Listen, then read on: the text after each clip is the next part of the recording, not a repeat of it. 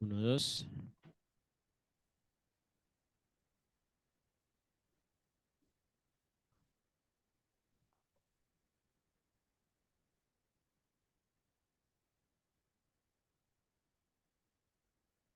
Uno, dos, tres, sonido.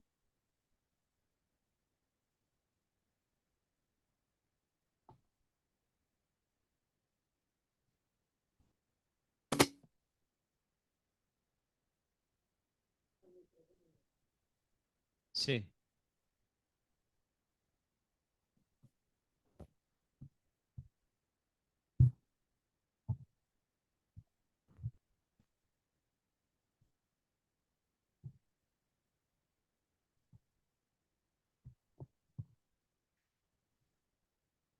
Ahí.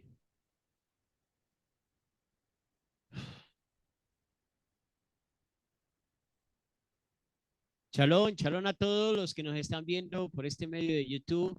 Primero que todo, les queremos pedir disculpas por la demora que hemos tenido el día de hoy. Definitivamente el sistema del audio nos ha dado una mala jugada, pero aquí estamos con el favor del Eterno trayéndoles este, este, este tema tan importante en este tiempo en el cual cada uno de nosotros debería de tener un conocimiento verdaderamente correcto acerca sobre este tema que estaremos tocando el día de hoy. Pero antes de empezar el tema, me gustaría primero que todo presentar a nuestro invitado del día de hoy, el Ra Abdiel, que está con nosotros. Rab, bienvenido a la Quejilá en su presencia. Un gusto tenerte aquí con nosotros en este tema que espero sea de bendición para cada uno de nosotros y para los que están escuchándonos o viéndonos en vivo y eventualmente en diferido. Así que, Rabdiel, por favor, me gustaría que te presentes, que los hermanos que están acá presentes puedan conocerte también y así poder darle inicio a esta conversación del día de hoy en el programa Hablemos de Torah, nuestro segundo programa, y esperemos que cada día más podamos ir mejorando en todos estos aspectos técnicos para poder hacerlo mejor, el mejor programa cada día que salgamos al aire. Así que, Ratiel, por favor, una cordial bienvenida.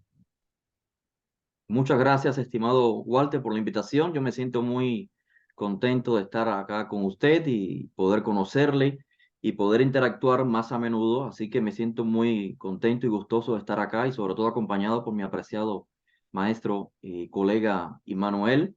Así que, bueno, para el que no me conozca, formamos un grupo que no solamente se encuentra en el sur de los Estados Unidos, sino que también en parte de Latinoamérica, y la organización lleva como nombre Naxratim, que significa simplemente discípulos de Josué de Nazaret, los nazarenos, y nuestra visión es pues hacer más conocido el personaje histórico en su contexto judío, y de esta manera creo que va a ayudar a muchas personas que sí se identifican con su enseñanza, con su persona, pero quizás el alejamiento o la falta quizás de comprensión de su persona debido a falta de conocimiento de contexto histórico, creo que pues ha hecho que se transmita su mensaje no de la manera, digamos, más correcta, y pues esa es nuestra misión, y basado en ello, pues hemos publicado una serie de libros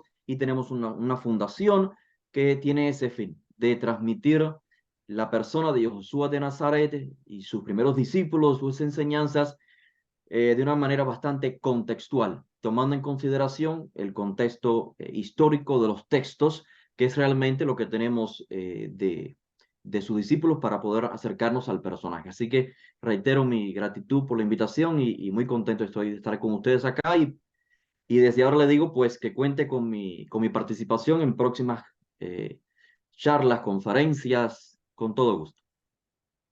Amén, amén. Muchas gracias, Ratiel, por por tus palabras. Lo tomaré muy en cuenta para una próxima reunión que tengamos.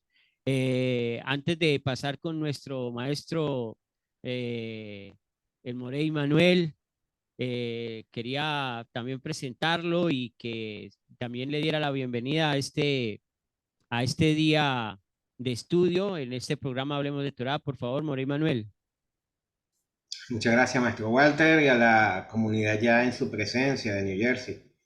Es un gusto estar con usted y sobre todo compartir pantalla con el Rabiel Yerbenovet, mi maestro, que desde el movimiento Narratín y desde Beni Israel, desde hace muchos años tratamos de transmitir todas estas enseñanzas. Verdaderamente muy bonito que hagamos esta conversación entre Javerín, hablando de un tema muy interesante, y que esto se replique, ¿no? En diferentes escenarios, en diferentes momentos. Yo creo que es parte de ese proyecto que se ha llamado siempre de la unidad, de Yahat, donde todos aquellos que estudiamos Torah y sobre todo vemos a Yehoshua Ben Yosef como el Mashiach, podamos buscar siempre puntos en común para podernos conectar y profundizar mucho más en las enseñanzas de él, la enseñanza de la Sagrada Torah. Así que muchas gracias. Bueno, a ver, muchas gracias. Nos están mandando mensaje que el audio está un poquito bajito. Estamos trabajando en esto para que ustedes tengan la mejor calidad de sonido. Espero en el Eterno espero en el Eterno que ustedes se vaya mejorando el audio, pero vamos a seguir. De todas maneras, si el audio sigue un poquito bajito, lo vamos a retransmitir también más adelante para si alguna pregunta que ustedes tengan, pues eventualmente nosotros vamos a hacer lo posible para responderle todas sus inquietudes. Pero antes, eh, quisiera, quisiera decir unas palabras sobre el Rabdiel. Rabdiel, quiero decirte que desde que comencé este camino de la Torá hace 9 años, una de las personas que comenzó a darme clase virtual, pues fue usted, literalmente. Te comencé a escuchar porque para mí era muy interesante todas tus charlas que dabas basado en el conocimiento tan básico que tenía, ¿no? Y para eso quiero dar testimonio también de tu persona. Tú eres un hombre rap, escritor de 5 libros que tienes. Uno de esos libros llamado La Puerta Estrecha, que te quiero confesar, uno de mis mejores libros. Tienes Crónicas de Yehoshua, así que el que los quiera comprar puede entrar a la página web de nasratin.com, al lugar de tienda, y ahí van a poder conseguir los libros del rap. Está el libro de Hechos de los Emisarios, también un libro muy bueno, muy educativo. Y por último, el Sidur Tefilot Israel, también de Narratín. Así que les comparto esto con el fin de que si ustedes tienen el deseo de comprar un buen libro de estudio, de enseñanza, siempre he dicho de que un maestro me enseñó de que la educación elimina la manipulación y nosotros estamos en este tiempo de educarnos. Baruch Hashem, que tenemos la informática, tenemos el internet para no quedar más en las etapas de la ignorancia. Y es debido a eso que este programa Hablemos de Torah nosotros queremos ponerlo como énfasis para traer temas que no se tocan eventualmente en un Shabbat o en una congregación o por YouTube. También muy poco se pueden ver. Para darle inicio a este día y a este programa, vamos a tocar el tema, o los temas a tocar serán: ¿qué significa el Satán? ¿De dónde y cuándo se origina la figura del Satán? ¿Es el diablo igual de poderoso al creador? ¿Tiene el Satán total gobierno en la tierra? ¿Qué dice la Torá y la Biblia en su totalidad sobre esta figura misteriosa? ¿Y qué quiere transmitir los escritos nazarenos cuando hablan de esta figura? Y por último, si nos da el tiempo y así el Eterno lo permite, estaremos hablando también, la última sección será qué dice el judaísmo sobre el Satán, el diablo. Y basado en estos puntos, me gustaría empezar con el Rabdiel. Rabdiel, la figura del Satán, ¿qué significa? Bien, ya veo que tiene un cierto orden de temáticas, así que para no saltarme o adelantarme a responder una pregunta que usted tenga, pues premeditada, pues entonces voy a hacer lo más breve posible y ir respondiendo básicamente la pregunta: ¿qué significa Satán? Siempre hay que ir a la fuente, ¿no? Al origen, al menos del término y del contexto cultural que lo encierra. Y para ello siempre pido en temas tan candentes o de tanta trascendencia en el aspecto religioso o de la fe, siempre pido que dejemos a un lado los prejuicios, porque todos tenemos prejuicios, todos somos de cierta manera víctimas, si se puede usar ese término, del lugar geográfico en que nacimos, de la religión que rodea el país donde nacimos, de la influencia de nuestros padres, de supersticiones y demás. Así que vamos a dejar a un lado, vamos a tratar de vaciar por un momento esa carga teológica que tenemos de cualquier religión o influencia que sea y escuchar la propuesta que tenemos, y luego pues podemos eh, considerar y valorar qué es más o menos correcto. Entonces, la pregunta, ¿qué significa Satán? Le decía, ir al contexto sociocultural. Satán, evidentemente, viene de un término hebreo. El nombre Satanás es en realidad una castellanización del término Satán. Satán eh, es un adjetivo, es decir, no es un nombre personal. De hecho, usualmente aparece en el texto bíblico, en el Tanaj, como Ha-Satán. Esto significa el Satán. El término Satán, etimológicamente, significa adversario, opuesto. Por lo tanto, no, el mismo término no implica si es algo malo o bueno, porque podemos oponernos ante el mal, y al identificarnos como opositores o adversarios, implicaríamos que somos adversarios buenos. Así que el término en sí mismo, Satán, en hebreo no significa mal o bueno. Ya luego lo que se transmitió, o la teología que se implicó en el término Satán, es algo que podremos hablar entonces más adelante. Así que básicamente, Satanás es una castellanización del hebreo Satán y simplemente significa adversario. Se puede traducir de diferentes maneras: adversario, opuesto. Por eso es que Josué de Nazaret llama a Simón Kefá o a Simón Pedro Satán, porque eso es lo que significa en su contexto: opositor, opuesto. Adelante. Sí, gracias, Radiel.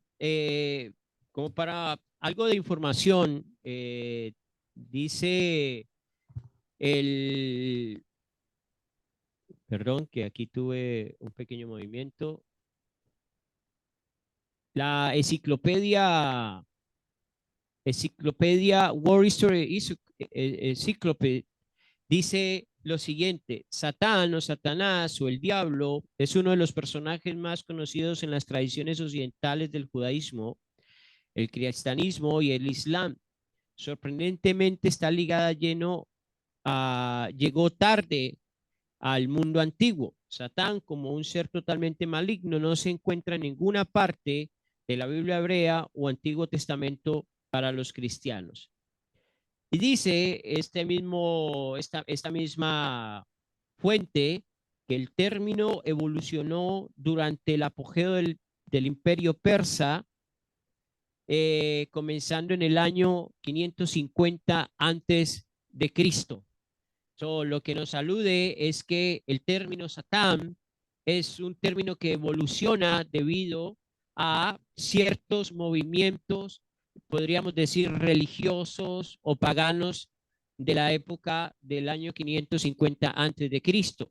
Para eso me gustaría escuchar al Morey Manuel. ¿Qué piensas tú o qué significa el Satán? ¿O dónde y cuándo se origina la figura del Satán? Sí, bien, como tú mencionabas, el concepto general que le da la religión occidental es ubicarlo automáticamente en la Biblia. Decimos quién es Satanás, vamos a la Biblia. Pero como decía Rabbi Agdiel, o sea, en el sentido más llano, sencillo, incluso etimológico de la palabra, Satán sencillamente es adversario. Dice incluso en la Torá, aparece, aquí tengo el texto, por ejemplo, cuando dice Anoji Yaksati le Satán. Y el malaj fue Satán para Bilán, para que Bilán no fuera a maldecir a Israel. En ese caso vemos que el término Satán simplemente es adversario, estorbo, no necesariamente con una función buena o una función mala. Como tú bien decías, a medida que fue evolucionando este concepto, se comenzó a asimilar, se comenzó a tener influencia de mucho tipo de culturas, persa, helénica, griega, romana, entonces se le fue dando identidad a lo que es la figura de Satán. Y justamente la propuesta, yo rescato la propuesta de Rabbi Agdiel que dice, el sentido más sencillo quizás es el que la Torá nos habla. Cuando vemos el término Satán en la Torá, son muy pocas veces en las que vemos el término. Después de los textos de los Kibet al Rishonim y los diferentes textos de la literatura judía, comienza a aparecer más este término y puede tener múltiples interpretaciones. Las interpretaciones pueden variar según la óptica del lector. Entonces yo soy de los que propone de que el mejor concepto que podemos encontrar de Satán lo encontramos en el significado de la palabra. Y luego como a nivel metafórico, alegórico, midrashico, exegético, etcétera, se empieza a emplear esta palabra para dar diferentes enseñanzas en diferentes aspectos. Entonces, como tú bien decías, ahí en diferentes épocas podemos ubicar el personaje. Por ejemplo, mucho, tú le preguntas a cualquier persona, ¿y quién, por primera vez, cuándo apareció Satán? Y te dicen la serpiente en el libro de Bereshit. Pero obviamente en ninguna parte del texto de Bereshit utiliza el término Satán para referirse a la serpiente. Pero como vemos que en ese momento la serpiente seduce, la serpiente incita, la serpiente hace que se vaya en contra de una ordenanza divina, entonces se comienza a asociar la figura, el sentido figurativo de lo que es la serpiente como astuta, como Arun, para hablar de esa inclinación de Eva y de Adán para racionalizar los mandamientos, entonces desviarse. Por eso algunos incluso dicen que el término Satán puede leerse el término sote, que es desviarse. O sea, también el sentido interpretativo lo puedes asociar con diferentes raíces de diferentes palabras, pero rescato lo que dice Rabbi Agdiel. El sentido llano nos dice eso. Una palabra para hablar de ser contrario, ser adversario, y ya. Sí, eso lo podemos notar en el Salmo 109, cuando el rey David dice el Salmo 109, suscita a un impío contra él y que un fiscal esté a su diestra. En ese sentido, el fiscal, cuando vamos al texto hebreo, está hablando Satán. Entonces, como decía el Rabdiel, no se trata de una figura que manifestada que se quiere oponer, sino una condición de un oponente que no le permite llegar a un cierto punto al que quiere llegar a ese lugar. Entonces, podemos definir de que la figura Satán, en un término etimológico, lo podríamos ver de que puede ser una persona, un lugar, una circunstancia que se opone a una meta en la cual el personaje en cuestión como primera persona a donde se pueda dirigir. Basado en eso, podemos llegar al tercer punto. El tercer punto ¿es el diablo igual de poderoso al creador? Rabdiel, por favor. Sí, bueno, si nos basamos en el Tanaj, en la Biblia inclusive, en los escritos judíos de la antigüedad, evidentemente no, el Satán es, vamos a decir, un producto de Dios. Como decía Emmanuel, la primera vez que aparece el término Satán en la Biblia, si vamos a ir en orden, es en la Torá, donde Bil'am, o Balaam en español, se dirige a maldecir al pueblo de Israel y dice que aparece el mensajero de Dios como Satán. Esto es como un obstáculo, un adversario para que Bilam no cumpla su propósito. Entonces, también cuando pasamos al libro de Job, que es otro libro empleado para hacer énfasis desde un punto de vista teológico de que en realidad existe un personaje malífico y este es Satán, que es el dueño de los ángeles malos y demás.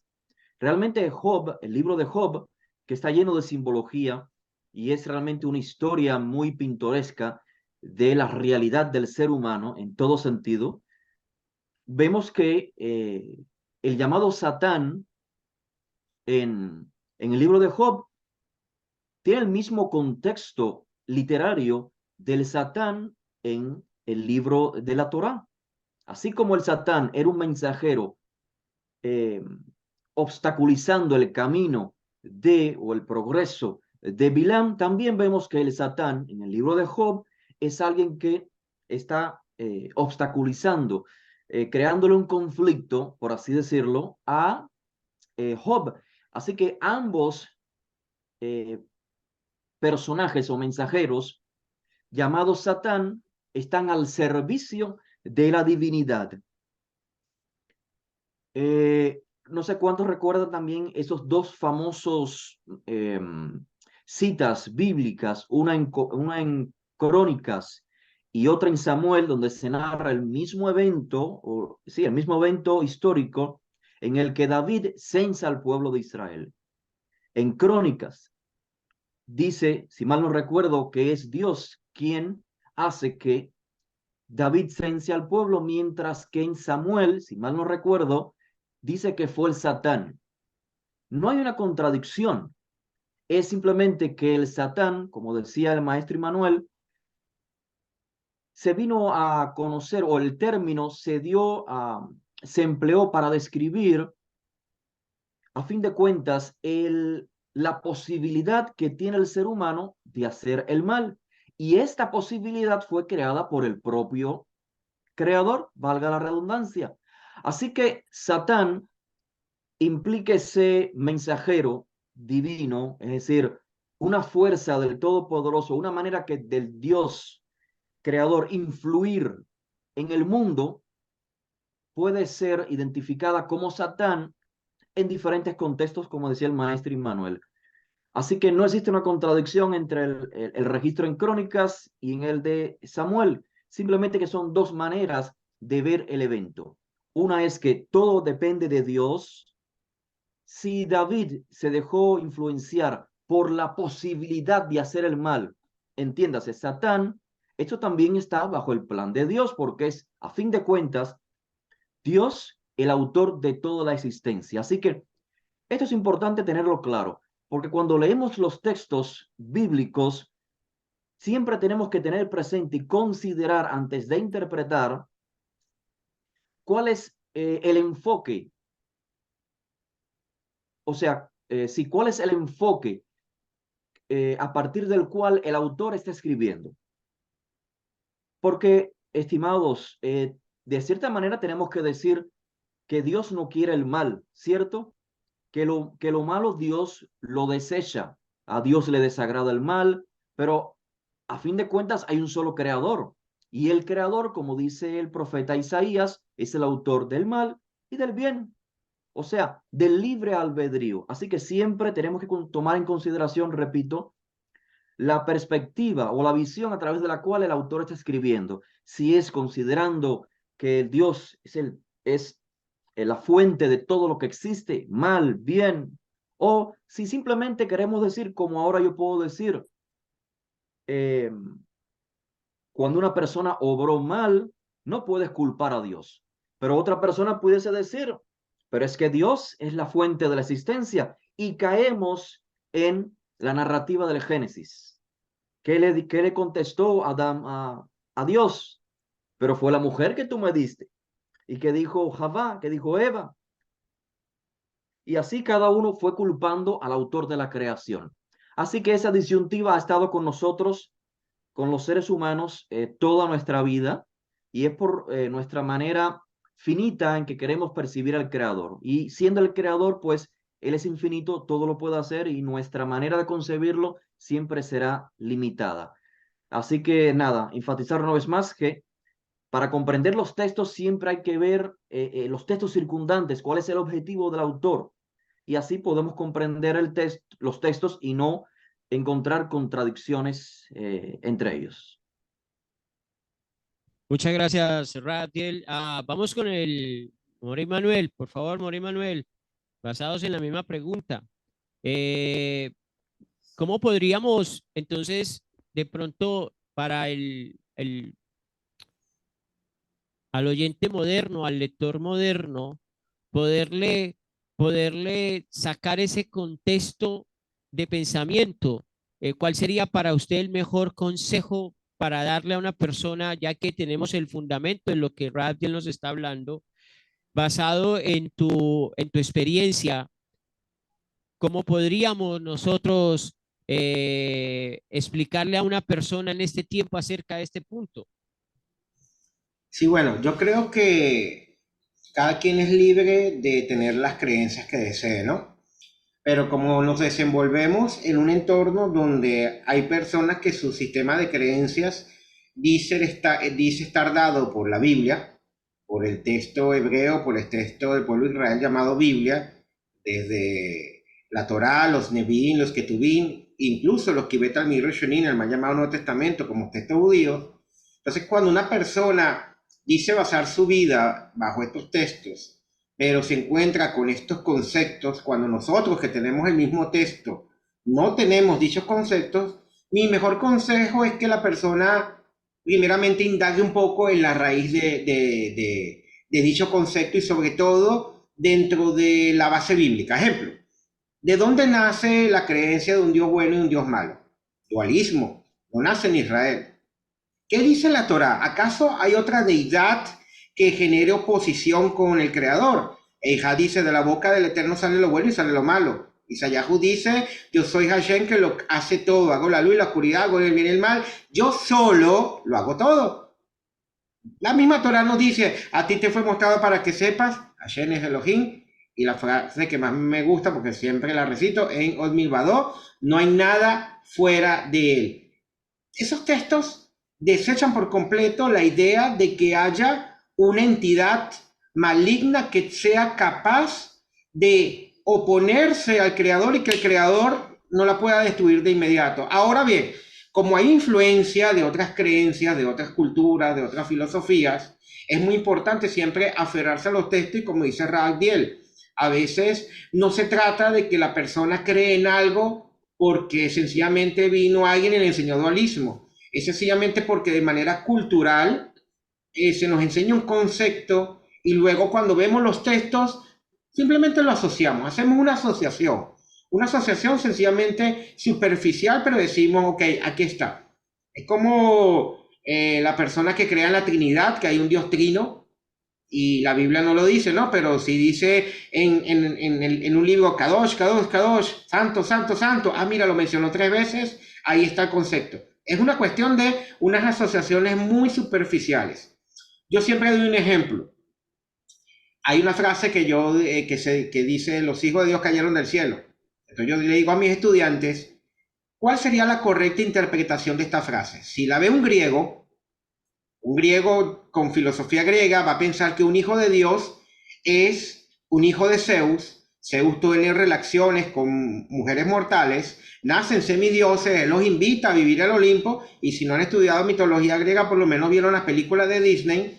Y entonces, cuando estos semidioses o dioses se molestan con Zeus, Zeus los expulsa, los lanza del Olimpo, caen del cielo y comienzan a atormentar a la creación de Dios, de Zeus, a los seguidores de Zeus, y se crean guerras interminables. Eso es, los hijos de Dios cayeron del cielo para un griego. ¿Pero qué es para un hebreo? Entonces el hebreo dice, ahí están los hebraísmos. Un Bene Elohim, los Bene Elohim son personas que tienen un estado, o sea, es una cualidad.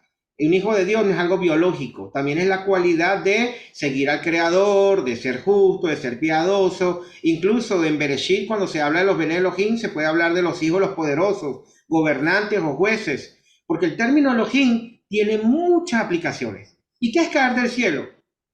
Actualmente en Latinoamérica, tú vas en la calle y te encuentras a alguien de manera muy oportuna y le dice, me caíste del cielo. Nadie va a pensar que literalmente esa persona bajó de las nubes, ¿verdad? Nadie lo cree, porque parece impresionante creerlo. Caer del cielo puede ser rebajar tu estatus. O sea, si una persona era rica y se hace pobre, cayó del cielo. Si una persona era rey y se hace esclavo, cayó del cielo. Y si una persona justa y piadosa peca, esa persona cayó del cielo porque se encontraba a un nivel espiritual elevado y descendió, cayó del cielo. ¿Cuál es la respuesta correcta entonces para la interpretación los hijos de Dios cayeron del cielo? La respuesta es, primeramente pregúntate, ¿quién lo dice? ¿Quién lo escribió? Si lo escribió un griego, entonces la respuesta del griego es la correcta. Si lo escribió un hebreo, entonces yo debo pensar bajo el contexto cultural, escritural, la forma en que los hebreos transmiten su enseñanza, los hebraísmos, para saber cuál es la forma correcta. Ni siquiera mi prejuicio puede llegar a un momento de decir, no, son hombres piadosos que pecaron, porque quizás el texto no estamos hablando, un texto de la Biblia hebrea, estamos hablando de un texto griego. Entonces, en este sentido, como estamos hablando de un texto griego, la interpretación de un texto hebreo, perdón, la interpretación hebrea es la correcta, es la que se adapta al contexto del autor. Yo debo ver qué es lo que el autor me quiso transmitir. Entonces, como decía Rabakdiel, hay muchas maneras, bajo diferentes formas de transmitir enseñanzas que tienen el mismo contexto. Entonces, si yo puedo decir que Satán significa adversidad o lo contrario, entonces en potencia, esa libertad que me dio el Creador de también desobedecerle, yo la voy a llamar Hasatán. Imagínense que hay un tribunal celestial y yo digo la siguiente frase: hay un ángel bueno que aboga por ti y un ángel malo que te acusa. ¿Qué quiere decir Immanuel? Es que para Immanuel el término ángel malo también representa que Malach viene de mensajero, puede ser su mala inclinación, y su Yetzer Tov puede ser el ángel bueno. O sea que él lo que está hablando de forma figurativa es que tu buena inclinación te causa mérito ante el Creador y tu mala inclinación te acusa. Porque entonces yo creo una interpretación quizás diferente a la que yo estoy transmitiendo, dependiendo del concepto que estoy usando, ¿ok? Entonces, Satán puede ser visto en algunas partes del Tanaj como un fiscal que no está haciendo un mal trabajo, está ayudando a ver nuestros defectos, nuestros errores, para que de esa manera el atributo de rigurosidad se aplique. Pero quizás el Creador es más misericordioso y no quiere ver esa parte. No es necesariamente Satán está haciendo malo allí. Por eso algunos religiosos dicen, Satán le dice a los religiosos, ¿por qué me dices malo si yo castigo a los malvados? El Satán de la religión ataca al malo, si te portas mal te quita la sábana en la noche. O sea, es bueno porque se está encargando de hacerle el mal a los que hacen mal. Así que bueno, estimado Walter, mi consejo es ese: investiguen el contexto, vean los conceptos y decidan bajo qué perspectiva quieren ver las cosas. Cada quien es libre de pensar en lo que quiera, cada quien puede tener su religión. Lo que estamos hablando es bajo el contexto de la Biblia hebrea. Y obviamente si alguien tiene una religión que está fuera de la Biblia hebrea, es libre de pensar en lo que quiera. Claro, es muy interesante lo que nos acabas de decir y para hacerle un agregado a esto, el deseo de estos programas no es atacar el dogma ni la doctrina. Yo creo que cada uno va a tener la capacidad y el entendimiento de seguir el camino que deba de seguir. El deseo de estos programas en Hablemos de Torá es precisamente de que usted tenga otra perspectiva, cómo usted pueda ver desde otra manera el texto bíblico en su contexto, su historia. Siempre, siempre he creído de que para comprender bien la palabra de Hashem, nosotros tenemos que quitarnos los dogmas y las doctrinas de la mente para poder entender los textos correctamente. De, es la única manera, a mi parecer, y lo digo humildemente, de que una persona pueda entender un texto correctamente. Cuando sale del dogma de la doctrina, es ahí donde verdaderamente comienza a ver el texto como el escritor, como el copista lo quiso manifestar, no basado, porque debemos tener en cuenta de que el escritor no era doctrinario, los textos de los discípulos de Yoshua no eran doctrinarios, simplemente estaban mandando cartas basado en la historia, en el contexto histórico que estaban viviendo en esa época. Ahora, lógicamente, el texto hebreo se puede ver desde diferentes perspectivas para el crecimiento espiritual, y es cierto, y basado en lo que estamos hablando, Rabdiel, hay varios textos que podemos agregarle a este punto que me gustaría que usted nos hablara sobre Primera de Pedro, capítulo 5:8, que dice: practiquen el dominio propio y manténganse alerta. Sin embargo, perdón, su enemigo, el diablo, ronda como león rugiente buscando a quien devorar, porque es uno de los textos que más a uno posiblemente le podrían decir, pero aquí el escrito está diciendo esto.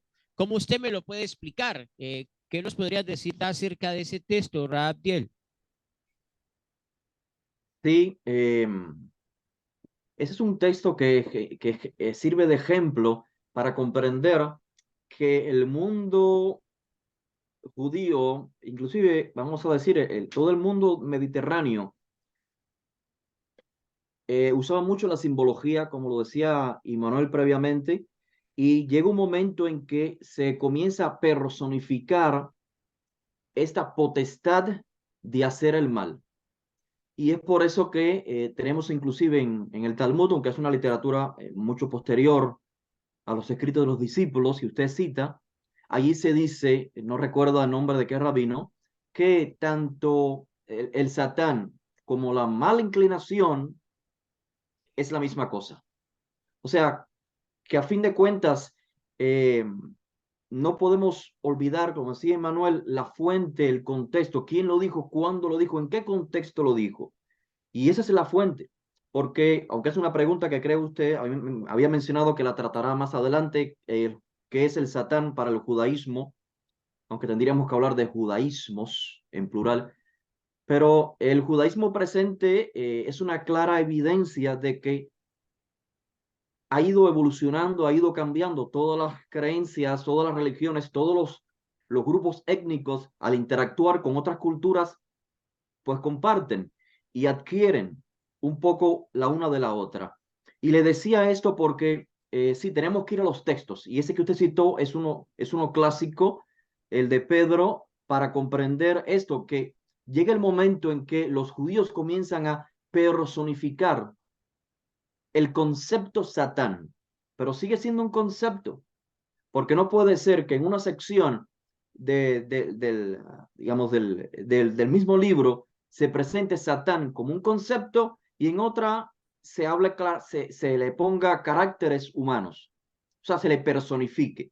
Por ejemplo, hay que comprender que el pueblo judío, como todos los pueblos, tiene su folclore, y parte de ese folclore es justamente personificar lo que es el pecado, lo que es la potestad del mal. Inclusive en español yo creo que también lo he escuchado, decir el pecado ha tomado a esta persona y la tiene envuelta, o el alcohol o la droga tiene envueltas, como si la droga tuviese capacidad por sí misma, o sea, como si fuese un ente en particular, y no lo es. Entonces, justamente me acordaba de algo que no quería haber dicho, no dije, es el término diablo, que es una castellanización del griego. Y a su vez, el diablo es un término griego que se empleó para traducir al griego el término Satán. Y fíjense que diablo en el presente, usted sale a la calle y le habla del diablo a cualquier persona y estoy seguro que más del 50% pensará que es un ente. Es un ente, es un ser que anda tentando a las personas. Y la pregunta es, ¿cómo puede estar el diablo en todas las partes? Si el diablo es un ente que tiene cierto poder, ¿cómo puede estar tentando a Yehoshua en el desierto y se quedó el mundo sin Satanás? Porque estaba enfocado en Yehoshua en el desierto. Así que no tiene sentido esa interpretación muy, desde mi punto de vista, muy infantil. Entonces, diablo, el término diablo del griego significa, si mal no recuerdo, bueno, es una combinación de dos palabras, diablo, y es simplemente uno opuesto, básicamente esa es la idea, uno en contra de, y como podemos ver es simplemente un intento del idioma griego o de los traductores al griego de transmitir la idea judía o la idea hebrea, el idioma griego. Entonces, no hay tampoco por qué pensar que el término en español diablo es un ser. Así que otra vez vuelvo a ese punto tan importante que hizo mención Immanuel. ¿Quién lo dijo? ¿En qué contexto lo dijo? Porque hoy, si alguien en la calle, o si alguien del mundo protestante, por ejemplo, escribe un libro y emplea el término diablo, claro que hay que comprenderlo como él lo entiende, porque es una persona que está exponiendo en su libro una teología cristiana. Eh, evangélica, la mayoría creen que en efecto es un ser diabólico que trabaja en contra de Dios.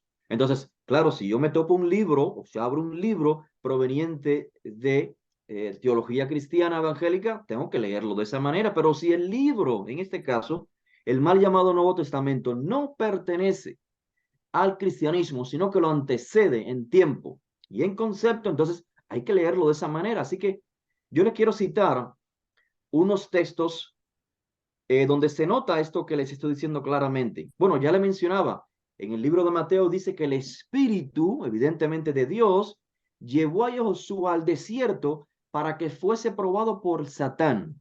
Y la pregunta es, ¿cómo puede el Espíritu de Dios, que es la influencia de Dios, la intervención de Dios en nuestro mundo, cómo puede hacer que Josué fuera tentado por Satán?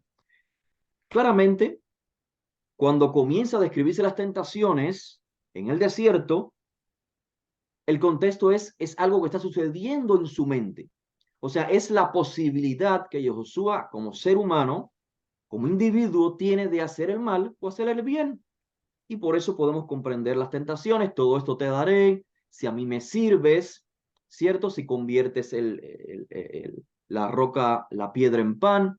Es decir, cualquier judío que haya leído literatura judía antigua sabe que lo que está tomando lugar acá es simplemente la personificación de la posibilidad de hacer el mal. De lo contrario, tendría que caer el intérprete en el infantilismo de pensar que eh, el mundo entero quedó en bienestar porque Satán se enfocó justamente en Josué en esa ocasión. Pero quiero leerle, estimado Walter, si me permite, extenderme un poquitito más.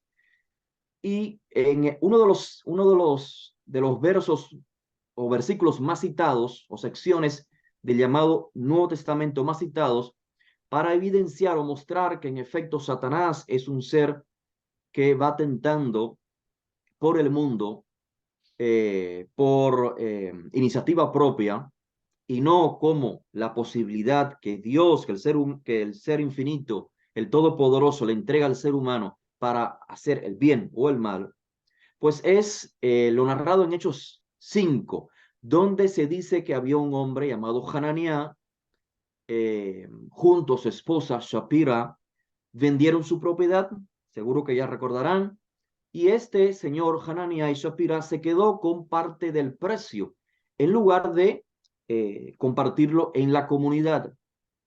Y ambos lo sabían. Es decir, no actuaron de acuerdo al espíritu divino que gobernaba la comunidad de los nazarenos en Jerusalén.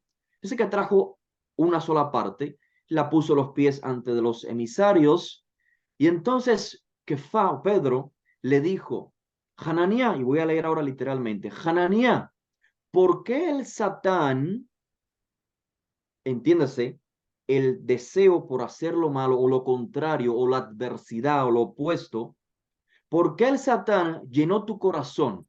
Si nos quedamos acá, están las dos opciones. El Satán es el deseo de hacer el mal. ¿Por qué el deseo de hacer el mal llenó tu corazón? Pero el intérprete que no conoce el contexto judío pudiese decir, ¿por qué el Satán llenó tu corazón? Es un ente del exterior que está influenciando sobre Hananiah. Vamos a dejar que el propio texto nos explique qué es Satán, para que no quede duda. Dice, ¿por qué llenó tu corazón el Satán para mentir al Espíritu, a la influencia divina, al Espíritu Santo? Esto es, a la santidad, al estado de santidad en que estaban viviendo los discípulos. Porque dice, reservaste parte del precio de la propiedad, le pregunta. Mientras estaba sin venderse, no te pertenecía, y después de vendida, no estaba bajo tu poder. Y dice ahora, ¿por qué pusiste en tu corazón actuar así? Fíjense, anteriormente el texto dice, ¿por qué el Satán llenó tu corazón? Y ahora dice, ¿por qué pusiste en tu corazón actuar así? Entonces, ¿quién es el autor del mal que hizo Hananías? Pareciera una contradicción, pero no hay contradicción si tomamos en consideración lo que dije previamente, que Satán es un sinónimo, es una personificación en el folclore judío para identificar, perdón, la capacidad que tiene el ser humano por optar a hacer el mal.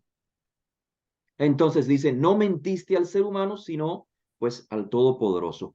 Y otro texto más, para que quede más en evidencia, valga la redundancia, dice Hechos, el mismo libro, 26, 16 a 18, dice, para que abras sus ojos, son palabras en contexto de Pablo enseñando en la diáspora, que el mensaje es para que abran los ojos, para que se conviertan de las tinieblas a la luz, de la potestad del Satán a Dios. Entonces vemos la propia explicación allí. No es que Dios tiene a un enemigo que está en contra de él. No, mire el contexto. Para que abran los ojos, para que se conviertan de las tinieblas a la luz, de la potestad del Satán a Dios. Entonces, ¿es Dios el autor del Satán? ¿Es Dios el autor de la potestad que tiene el ser humano de hacer el mal o el bien? Por supuesto. Así como Dios también es el que creó las tinieblas y la luz. Un texto más, y este es en Primera de Juan, el capítulo 13, el verso 10 dice, en esto se manifiestan los hijos de Dios y los hijos del diablo. Ya sabemos que diablo es simplemente la manera de traducir al griego Satán, la adversidad, lo que se opone. En esto se manifiestan los hijos de Dios y los hijos del Satán. Todo aquel que no hace justicia y que no ama a su hermano no es de Dios. Y la pregunta pues vuelve a ser la misma. Dios no es el autor del permitir la posibilidad de que en el mundo exista la injusticia. Por supuesto que es el autor de todo lo que existe. Entonces acá claramente Satán es un sinónimo de injusticia y de no amar al hermano. Así que yo sé, estimado, que cualquier persona que por primera vez escuche estas palabras, le surgen infinitas preguntas. Pero aquel texto que dice tal cosa, pero aquel otro texto que dice tal cosa, mi sugerencia de manera muy humilde es la siguiente, y nada más que es un eco de lo que decía el maestro Immanuel. ¿Quién lo dijo? ¿Cuándo lo dijo? ¿En qué contexto lo dijo? Porque inclusive algún judío puede hacer uso de mitología griega para que la persona entienda.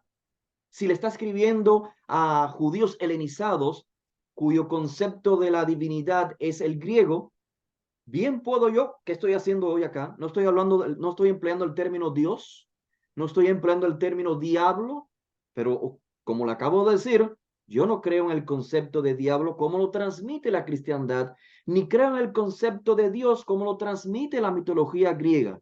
Así que aunque yo emplee los términos que no son originarios de la cultura hebrea, los empleo como medios de educación.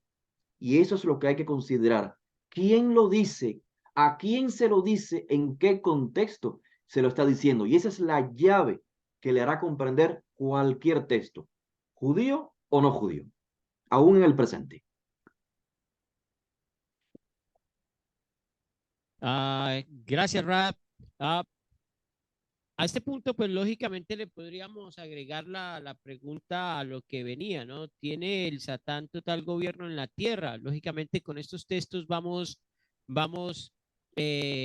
avanzando en el programa y basado en lo que el Ra está hablando, como énfasis también a una pregunta que me hicieron acerca de Efesios capítulo 6, 11 y 12, ¿no? Donde le pido por favor al Mori Manuel, donde podamos de pronto también aclarar el concepto. Efesios 12 dice, porque nuestra lucha no es contra seres humanos, sino contra poderes, contra poderes, contra autoridades, contra potestades que dominan este mundo de tinieblas, contra fuerzas de maldad en dominios celestiales. Es uno de los textos que, como decía el Rap, que si no lo vemos en el contexto histórico, pues vamos a de pronto a interpretarlo de una manera incorrecta y darle más poder. Ahorita que estábamos no estábamos en línea, decíamos, eh, a veces pareciera que se le da más poder al diablo que al creador y eso es debido a la inclinación en la cual las personas siempre mantienen debido a conceptos históricos, ¿no? Algo que pude investigar acerca del test de este tema es que la misma Iglesia Católica infundó el concepto lo fundamentó aún más para que el ferigrés tuviera temor y buscara la ayuda del obispo, del pastor, perdón, del cura y de todo el séquito católico que pudiera existir para tener en cierta manera un gobierno sobre las personas, ¿no? Una autoridad sobre las personas de que la figura papal o obispo pudiera tener ese poder de liberación sobre el que estaba lleno de temores. Basado en esto, maestro Manuel, Efesios 6, 12, ¿qué nos podrías dar de luz sobre este texto? Bueno, siguiendo la misma línea que dice Rabbi Agdiel, lo importante es el contexto y el concepto. Rabbi Yehoshua estaba haciendo ayuno, su misma hambre lo sedujo para que él comiera, convirtiera las rocas en pan. Acaba de ser reconocido por una voz del cielo y hecho Tevilá por Yohanan Amagbil, y tenía descendencia de rey David, podía ir y tomar posesión del trono real, vivir como rey y tener todos los placeres de la vida. Y no, el reino de la tierra en potencia que estaba en su mano no lo tomó porque él abandonó esa imagen de poderoso y se dedicó a ser siervo, ¿no? A ser ese siervo sufriente profetizado. Ahora bien, en esa misma línea de interpretación tenemos que tener algo en cuenta, y lo decía Rabbi Agdiel. Muchos creyentes que tienen este concepto integrado en su psiquis, porque es el concepto que más miedo genera, y al generar miedo genera manipulación, lo vamos a ver en diferentes partes de los escritos. Y por eso voy a hacer contexto antes de responder. ¿Por qué no se traduce en todos los textos donde aparece la palabra Satán como un nombre propio como Satanás? Ejemplo, y el ángel fue Satanás para Bilán. No, porque entonces estaría diciéndole al creyente que Satán es un ángel y estaba haciendo algo bueno. Pero en determinados momentos el texto no se traduce para darle identidad, para que pareciera un ente, y por lo tanto el creyente no tiene la interpretación correcta. Y por eso es muy importante que si ustedes van a hacer un estudio más profundo de este concepto, vayan hasta el mismo griego. Para dar otro ejemplo que dio Rabbi Agdiel, para luego responder, porque me gusta hacer un poquito de contexto, fíjense, primera de Timoteo 3:11, las mujeres asimismo honestas, no detractoras, templadas y fieles a todo. ¿Qué palabra aparece para no detractoras? En griego dice no diablos. O sea, no sean, no diablos, no diabolos. Primera de Tito 2:3, Tito dice, las ancianas asimismo se distingan en un porte santo, no calumniadoras, no dadas al mucho vino, maestra de honestidad. ¿Por qué lo pusieron las ancianas asimismo con un porte santo, no Satanás, no dadas al mucho vino, sino que la palabra calumniadoras aparece en griego como diabolos? Porque ahí verdaderamente sí lo traduje en el contexto adecuado de la frase, porque si lo ponía como un nombre propio, me iba a dañar la doctrina, porque entonces Satán puede ser mujeres, pueden ser diferentes personas en diferentes momentos. Y recuerden que hay algo que también debemos tener, es coherencia. Estos textos están en una coherencia acorde a la Biblia hebrea. Una persona que vea estos textos, y por eso también hago esta aclaratoria, y lo interprete como se interpreta en la religión occidental, va a decir que son textos helenistas, que están plagados de filosofía griega, y en realidad no es así. Son textos judíos en coherencia a la Biblia hebrea. Por eso incluso dice el mismo texto de Santiago, nadie puede decir que el Creador lo tienta, sino que cada quien es tentado según ¿qué? Según su propia concupiscencia. O sea, la imagen de un ente externo que me tienta no está allí. Entonces, ¿qué es el tentador? Es mi propia carne. Ahora bien, vamos a ver un poquito los simbolismos. La Torá siempre ha sido vista como la luz. Incluso algunos la asocian con un vocablo arameo orá, luz. Torá es luz. La revelación divina es luz. ¿Ok? Incluso en la Kabbalah le llaman a esto la Or, la manifestación del amor del Creador a los creados se llama en Kabbalah Or, luz. No queda duda para nadie que luz se relaciona con Torah, se relaciona con el Creador. ¿Qué es lo contrario a la luz? La oscuridad. Es ese espacio donde el ser humano decide irse a lo contrario a la voluntad divina, irse a lo contrario del Creador, por lo tanto se va a la oscuridad, se va a las tinieblas. La palabra mundo, por ejemplo, no necesariamente significa un lugar físico. El término mundo en hebreo viene de la raíz ocultamiento, ¿no? O sea, incluso los mundos que hablan en muchas filosofías místicas en el judaísmo, llamada Kabbalah, habla incluso de que hay 5 mundos o incluso cielos. Son estados, no son necesariamente lugares físicos. Ahora, si yo digo el mundo de las tinieblas, ¿acaso voy a pensar que estoy hablando del Hades? ¿O estoy hablando del infierno como lo enseña la filosofía o la religión? ¿O para mí el mundo de las tinieblas es el estado de conciencia donde estoy alejado del creador de la Torá? Es vivir en pecado, es vivir sin creador, es vivir sin pactos, es vivir sin mandamientos. Eso es vivir en el mundo de las tinieblas.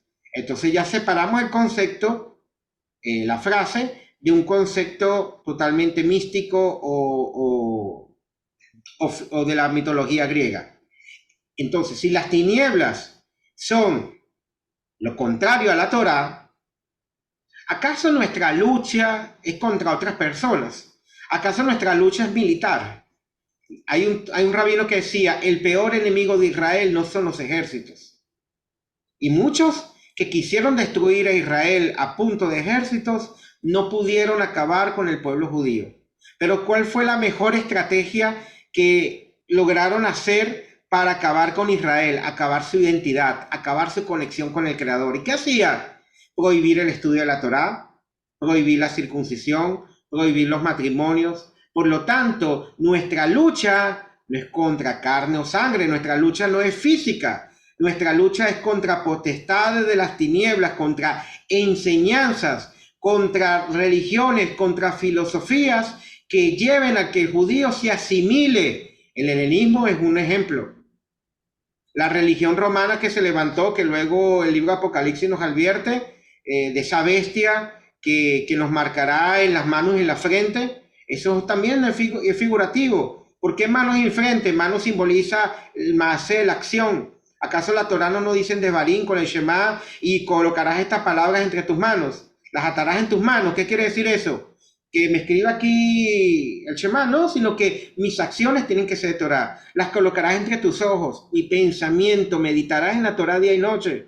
Por lo tanto, el sistema del mal te va a generar pensamiento, te va a enseñar, te va a colocar ideas para que te asimiles. Y por eso nuestra lucha no es física, es espiritual, es ideológica, es contra la asimilación. Y eso es una guerra espiritual.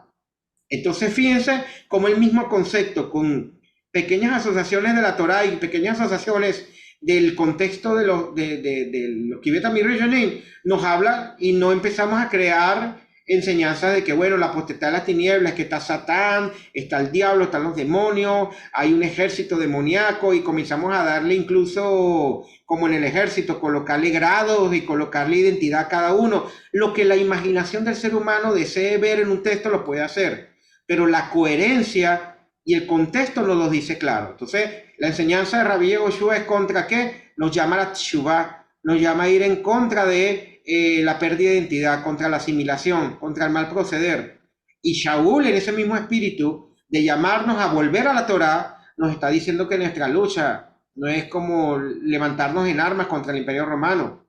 Eso se le encargará a Hashem.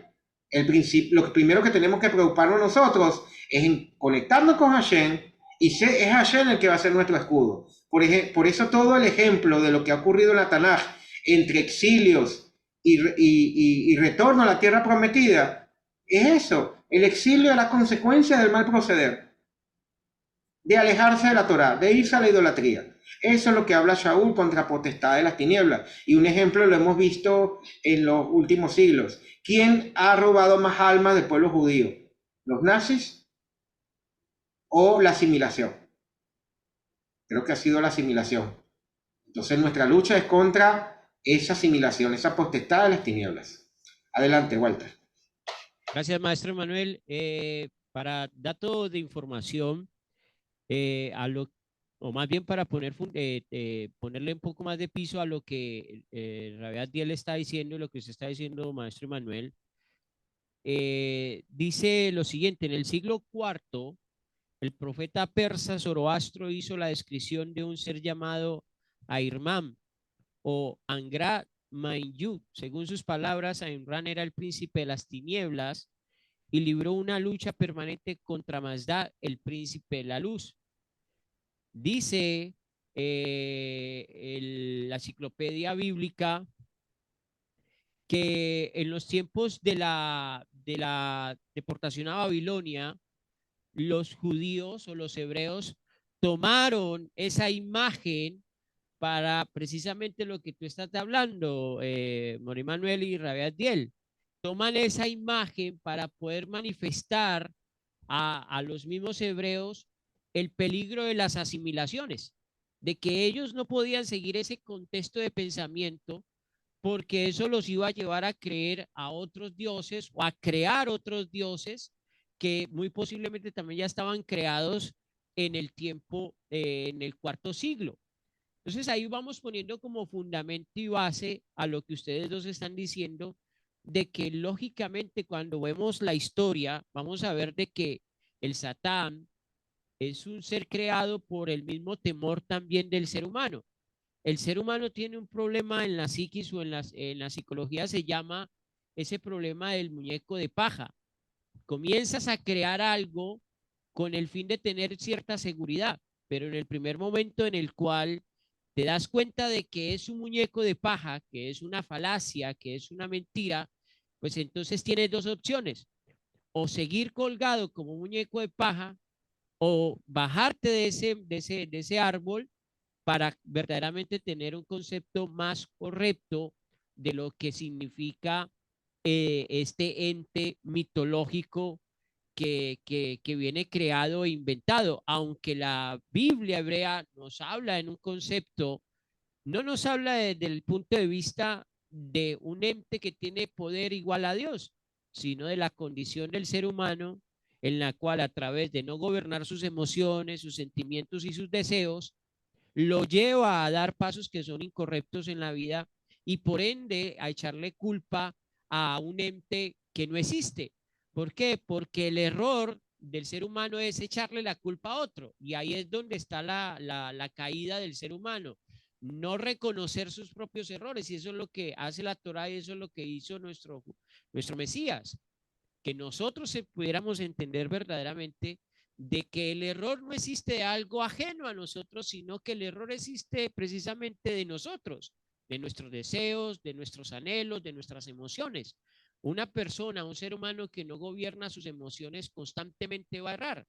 Y eso lo vimos, como lo dijo el Rabbi Adiel en el libro de Hechos. Ananías, y creo que esa etapa de Ananías o esa parte de la historia de Ananías y Zafira es algo muy común en la vida actual. Las emociones son muy manejadas en los ámbitos religiosos y comienzan a prometer y a prometer, y cuando se dan cuenta de que no pueden cumplir sus promesas, pues inmediatamente pues echan para atrás, y desde el púlpito les están diciendo precisamente lo mismo, que él los hizo cambiar, el diablo les cambió el pensamiento para dar y entregar, pero en realidad es un pensamiento en el cual se enfatiza en el temor de la persona, donde no tiene seguridad de sus propios pasos. Y eso es lo que ha hecho verdaderamente la historia del catolicismo, la historia por decir como lo hablaba ahora, en el siglo cuarto, en el siglo tercero, siglo quinto, donde las poblaciones de este tiempo tenían muchos dioses, y ellos ponían su fe precisamente en eso creado. Como lo hablábamos en la enseñanza pasada, esa mitología, esas creencias donde quieren poner su fe, porque al poner su fe en algo más palpable, pues lógicamente más seguro van a estar. Para seguir con el tema, ir cerrando ya, me gustaría, porque hablamos en cierta manera, quién tiene el Satán total gobierno en la tierra. Radiel, algo que nos podrías decir sobre este punto, aunque ya hemos venido hablando del tema.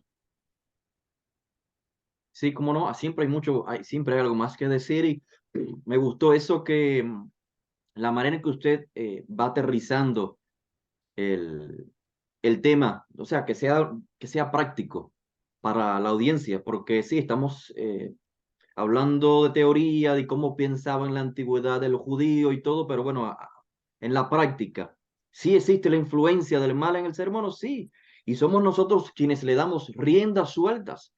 O sea, nosotros mismos vamos creando eso que se llama en español el demonio o la potestad de hacer el mal, lo vamos creando nosotros mismos.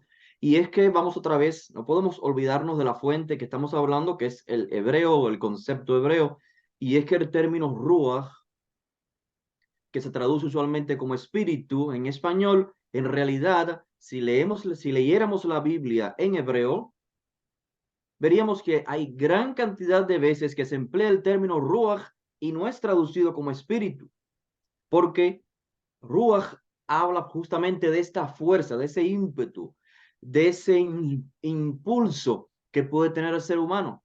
Así que no podemos casarnos con una traducción, porque el traductor simplemente quiere exponer eh, su idea en el texto, pero para satisfacer a un grupo de personas con las cuales él se identifica. Pero evidentemente una traducción no es funcional para todo tipo de persona. Así que claramente la pregunta era que si el Satán tiene dominio sobre, o sea, si es más, si era, la pregunta específica otra vez era si tiene más poder Si tiene total gobierno en la tierra. a total gobierno. El Satán solamente es lo que pasa en la mente del ser humano. Y si vemos que el ser humano fue entronizado en el mundo para gobernar el mundo, como lo dice en Génesis, pues podemos decir que si la mayoría del ser humano dan riendas sueltas al mal, pues el Satán está gobernando el mundo. Es decir, el mal, que el judío lo personifica como Satán, el pecado, los deseos desenfrenados, las fuerzas negativas y destructivas, son las que están gobernando el mundo. Ya lo decía, estimado Immanuel. Lo que pasa es que una vez más que en el mundo hebreo empleamos los términos ruach, espíritu, porque ese es el término que empleamos para lo que se siente pero no se ve. Ruach es el aire en movimiento. Entonces, lo que uno sabe que uno está sintiendo, el amor, el odio, la envidia, todo eso nosotros en hebreo lo denominamos ruach. Ruach kina, shefal ruach. Una persona humilde le llamamos shefal ruach. Una persona con celos le llamamos que tiene un ruach kina, que está poseído por un espíritu de celos. Pero no estamos diciendo que vino un ente y tentó a ese hombre para que comenzase a celar a su esposa. No, es que él por alguna cuestión que vio o no vio, una actitud de su esposa comienza a sembrar en él o a generar en él esta fuerza que le denominamos un espíritu, un movimiento, una fuerza, sí, de celos. Entonces, pues esa sería básicamente mi respuesta, estimado. Gracias, Rabia Atiel. ¿Por qué quise basar esta pregunta? Y la quise basar en un texto que habla el libro de Lucas, capítulo 10, versículo 18, donde dice Yeshua, yo veía al Satanás caer como un rayo que caía del cielo, ¿sí? Y eso a lo que venimos hablando, ¿no? O sea, ¿cuál es el contexto con la cual el Mashiach está diciendo? Vuelvo y repito, este, esta clase de preguntas, pues yo espero de que a muchos les esté dando claridad en su contexto de lo que significa verdaderamente el Satán, porque se van a encontrar con esta clase de textos donde, como dice el Rabbi Adiel, si no tienes un cambio en la manera en cómo estás leyendo los textos, pues lógicamente vas a cuestionar precisamente lo que estamos hablando. Basado en esto, Morey Manuel, para ir aterrizando y llegar a las preguntas que tengo preguntas aquí, que tú nos podrías hablar acerca de Lucas capítulo 10, versículo 18, para aquel que puede estar señalando ese texto y decir, o otros textos similares a estos. ¿Qué tú nos podrías decir, maestro Emanuel?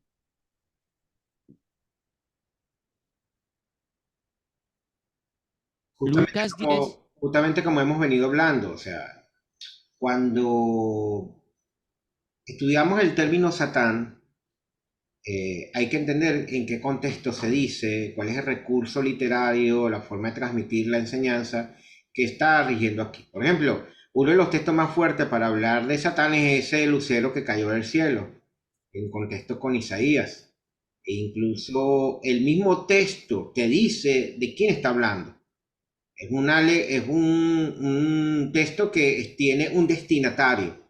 Por ejemplo, el rey de Babilonia, también dice, dile rey de Tiro. Por ejemplo, aquí tengo el texto, dice, tú decías en tu corazón, tenía corazón, subiré al cielo. Sin duda, estamos hablando de un hombre. Y luego dice, te contemplaron diciendo, es aquel este varón que te hacía temblar la tierra y trastornaba los reinos. Tiene sexo, es varón, pero tú echado eres en tu sepulcro, como cuerpo muerto hollado. Tiene cuerpo, murió, y prepara a sus hijos para el matadero por la maldad de sus padres. Tiene familia. O sea, vemos claramente que el contexto de los profetas, cuando se habla de este que cayó del cielo, justamente está hablando de un gobernante, una persona que se enorgulleció, que en su ego quería ser como Dios. Y miren esta característica. ¿Qué característica tienen los principales emperadores y gobernantes de la antigüedad? Dioses encarnados. Los emperadores, los faraones, el rey de Persa, rey de Tiro, el rey de Babilonia, el rey allá en Roma, ellos pensaban que eran una especie de avatares, o sea, dioses hechos carnes, encarnaciones de Dios, y por lo tanto creían ser Dios, porque la máxima cúspide del ego humano es querer ser Dios. Y por eso, si asociamos que Satán es la mala inclinación del hombre, y de forma moderna podemos decir, Satán es el egoísmo, todo el reacción le cabe, el deseo de recibir del ser humano englobado en su satisfacción personal, al punto tal de que se olvida del prójimo, se olvida de la ley de amor al prójimo y se vuelve amador de sí mismo. Entonces eso hace que nos elevemos, que causemos entonces una elevación de espíritu, que es lo que causa la soberbia. Y esto de forma alegórica el texto, cuando está hablando de te vi caer del cielo, es justamente en el contexto del profeta Isaías, es una persona que en su corazón se enorgulleció y se quiso ser como Dios, y Dios le dio una muestra de que no es así. Ahora, dentro de cualquier texto, cuando se menciona esta misma alegoría, puede ser usada prestada para usar la misma representación. Seres humanos que en su corazón se enorgullecen y son caídos del cielo. Por eso hablaba de lo que significa caer del cielo. Y aquí está el ejemplo. Una persona que se creía Dios todopoderoso y que demostró al final, eres un ser mortal. nace, crece, te reproduces y mueres. No eres Dios, no eres una deidad, no eres infinito, no tienes poder comparado con el Dios de Israel. Y Faraón lo vivió ahí con su siervo Moshe representando al Creador. En su soberbia, en su ego, no le importó incluso perder a su hijo, a su primogénito. Imagínense, el ego en su máxima expresión. Por eso dicen, Faraón y todas estas deidades, personalidades, son una representación del ego humano, mala inclinación, la Yetzer Hara, como la quieras llamar. Y eso más o menos te puedo decir de texto. Por ejemplo, Ezequiel 28 también se usa mucho, por cual se enalteció tu corazón y dijiste, yo soy un Dios, en el trono de Dios estoy sentado en medio de los mares. Imagínense, hombres queriendo ser Dios y lamentablemente caer del cielo. Así que esta idea de una entidad que estaba arriba en el cielo y fue tirada de forma literal es lo que la Torá, la Tanaj está queriendo decir. Está justamente hablando de que el ser humano, al saber de que el creador lo es todo y que no hay nada fuera de él, uno de los atributos que debemos manifestar es el atributo de Moshe, la Navá, la humildad, el reconocer nuestro lugar frente al creador. En cambio, el Dios de este mundo, como dice también los Kibet Chonin, el Dios de este mundo es el ser humano siempre enaltecido. La cultura griega en que se enfocó en enaltecer y embellecer al hombre y ponerlo como la cúspide de todo. También todos los sistemas de gobierno, políticos, económicos, sociales que se han levantado hasta el día de hoy promueven eso, el egoísmo en la máxima expresión. Amar al prójimo como a ti mismo se hace algo totalmente opuesto a la naturaleza y a lo que el sistema te quiere colocar. Y te enseñan esa famosa de Pirkei Avot, donde aparentemente hay justicia. Lo tuyo es tuyo y lo mío es mío y todos estamos bien. Entonces ese es el sistema que gobierna este mundo. Ese es el Dios de este mundo. Adelante. Amén, amén. Gracias, maestro Emanuel. Bueno, yo creo que las últimas tres preguntas las hemos contestado en este contexto de lo que hemos venido hablando, porque estuvimos hablando de que era una figura misteriosa, sí lo es, porque fue creada por los seres humanos. Estuvimos hablando, la otra pregunta era ¿qué quiere transmitir los escritos nazarenos cuando hablan de esta figura? En cierta manera, creo de que estas preguntas han sido ya respondidas para no ondear más en el tema. ¿Y qué dice el judaísmo sobre el Satán? Creo que también está claro. Para más información, siempre es bueno leer la palabra fuera del dogma, vuelvo y lo repito, fuera de la doctrina, porque es lo que más nos va a llevar a claridad el texto. Y pues yo creo que sería ya sano ir cerrando con las preguntas que nos tienen y pues para que los hermanos que están conectados con nosotros en YouTube, ya tengo una pregunta y aquí en la comunidad, en la congregación también hay varios hermanos que quieren hacer preguntas. Entonces, como el método de la de la enseñanza, el método de la charla es tener como mínimo dos, tres preguntas, tanto en el YouTube como aquí presencial. Entonces, pues le vamos a entrar primero a la persona que está conectada con nosotros, Esther Saldaña, que nos pone un texto y nos dice, si tienes oportunidad, nos explican quién peleó con el arcángel Miguel por el cuerpo de Moshe en Judas 9:9. Judas 1:9. Raabdiel. Judas 1:9. Sí, señor. Bueno, esto es puro folclore judío. Agadá, lo que llamamos Agadá. A ver, voy a leer el texto, el versículo, porque obviamente tiene un contexto, pero por cuestión del tiempo leamos el versículo. Dice, pero cuando el arcángel Mijael o Miguel contendía con el Satán, disputando con él por el cuerpo de Moisés, no se atrevió a proferir juicio de maldición contra él, sino que dijo, el Eterno te reprenda. Bien, no tendría una respuesta que dar en estos momentos porque estamos hablando, claramente el autor está citando un folclore judío, una Agadá. Así que solamente conociendo esa Agadá, podríamos dar una respuesta a ciencia certera, ¿no? Sí decirle que creo que la pregunta se sobreentiende que se contestó esta que usted mencionaba, estimado Walter, de que qué piensa el judaísmo acerca de Satán o algo así. Y Sí, yo creo que es importante aclarar algo rapidito, y es que le decía inicialmente que no existe un judaísmo, y nunca ha existido un judaísmo. Han existido expresiones de judaísmos. Judaísmo significa simplemente eh, la cultura, la idiosincrasia de los judíos, expresada en diferentes formas, la cultura, el culto, las creencias, el folclore, etcétera, etcétera.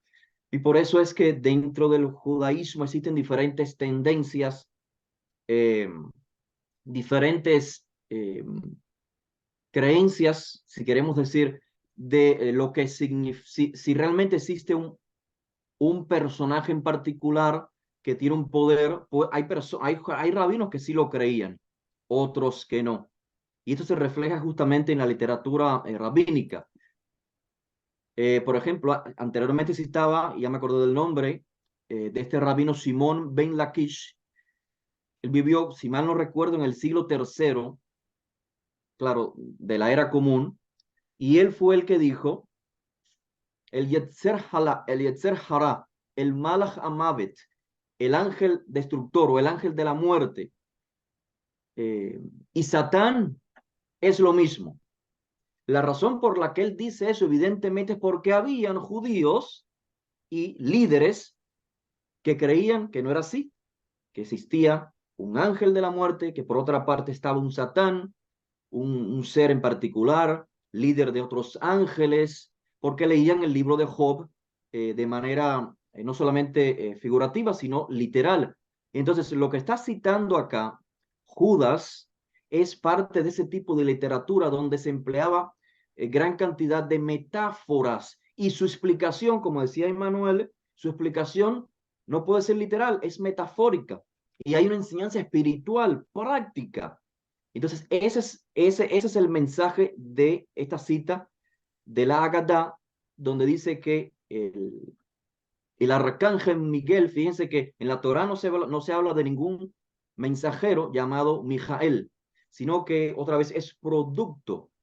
El hecho de que exista un mensajero divino, vamos a llamarle así, llamado Mijael, en español Miguel, pero en hebreo significa Mijael, significa quién es como Dios, es producto, me atrevo a decirlo claramente, es producto de la imaginación humana que comienza a darle forma y estructura a las manifestaciones de Dios en nuestro mundo. Por eso en la Torah no existen los nombres de los ángeles. No significa que esos ángeles vinieron a surgir después, que Dios los creó después. No, es que el ser humano, los seres humanos contamos las cosas en historias. ¿Ustedes no se han dado cuenta? Entonces todos, para todo empleamos historias. Y el judío le encanta esto de la Agadá, de los Midrashim, de decir que el papá de Abraham era pagano y que tenía unos ídolos, y entonces bueno, lo que muchos de ustedes ya sabrán. Cuando un judío lee estos textos judíos, sabe que es alegoría con un mensaje espiritual. Nadie que ha escuchado el Midrash agádico de que el padre de Abraham tenía ídolos y Abraham un día golpeó a uno y etcétera, etcétera. Nadie se lo toma en serio. Todo el mundo sabe, o sea, todo judío educado en el mundo judío sabe que es una alegoría, es una historieta, por decirlo así, es un mito para aprender un mensaje espiritual.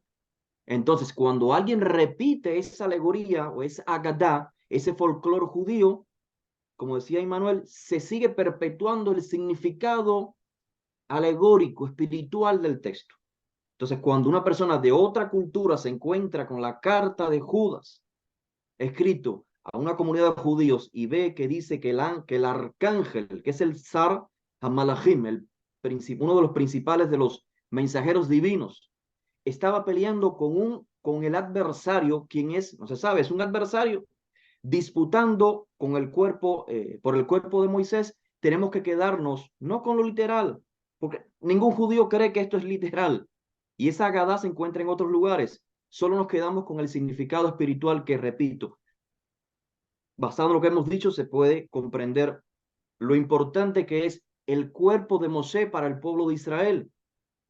Podía prestarse a que el Yetzer Hara, el impulso negativo, las posibilidades que tenemos de hacer el mal, se comenzara a hacer una especie de culto alrededor de este líder por excelencia del pueblo de Israel, y por eso podemos, quizás, estoy haciendo una hipótesis, una suposición. Para comprender el texto, tendríamos que ir a la Gadá en contexto y comprenderlo. Lo que sí es 100% seguro es que esa sección es parte de una Agadá judía, el folclore judío del primer siglo, que se recopiló un pedazo acá por el contexto. Léase el contexto, por favor, de Judas 1 y cuál es el mensaje espiritual que está transmitiendo Judas, y entonces aplique después eh, esta Agadá a ese mensaje espiritual.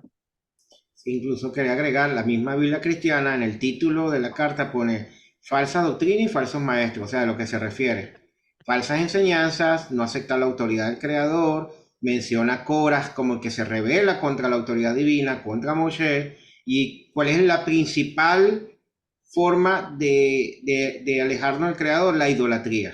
Hacer idolatría de hombre. Fíjense, si supiéramos dónde está el cuerpo Moshe ahorita, ¿cómo sería eso? Sería un centro de superstición, incluso de culto, etcétera, etcétera. Cosa que Moshe no enseñó y el Creador no quería. Así que, como dijo Rabiel, yo no conozco la Gada, pero dentro del contexto de la carta y lo que significa Micael, que es ser como Dios, o sea, o soy como Elohim, me apego a sus mandamientos, por eso cuando la Torah dice, seguirá mis caminos, se refiere a seguir mis mandamientos y eso te hace ser como Elohim, así como Moshe fue Elohim, o soy adversario Elohim. Y esa lucha la tenemos todos los días, incluso dicen algunos sabios, la principal lucha contra el Satán es a la hora de despertarte. Entre me sigo durmiendo y le doy rienda suelta a mi deseo de no hacer nada, o me paro, hago mi tefilá y me dedico al trabajo, que es lo que me dignifique hacer Torah. Esa es la principal lucha que todos los días libramos contra la mala inclinación. Y es una lucha diaria, la podemos personificar. Yo vi a alguien y tuve una lucha interna entre decirle algo o quedarme callado. Y en vez de proferizar maldición contra él, simplemente lo reprendí. O sea, lo alejé de mí para evitar algún tipo de contienda. Ese ejercicio que está allí en Judas, lo aplicas a cualquier área de tu vida y aplica. O sea, la lucha contra ese deseo egoísta o ese deseo de crear potestades contra el Creador.